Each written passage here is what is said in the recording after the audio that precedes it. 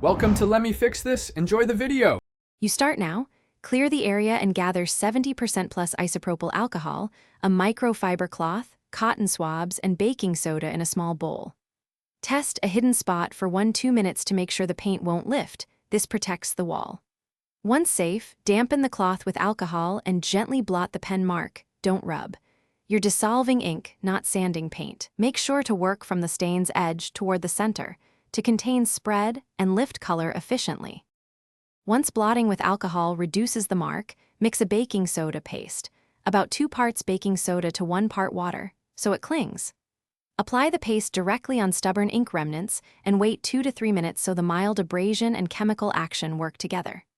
Then, using a soft circular motion with a damp microfiber cloth, gently scrub the paste.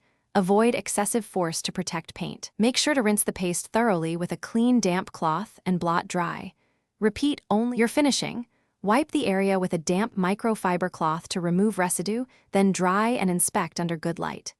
If faint ghosting remains, repeat 1 careful cycle of alcohol blotting followed by a brief paste treatment.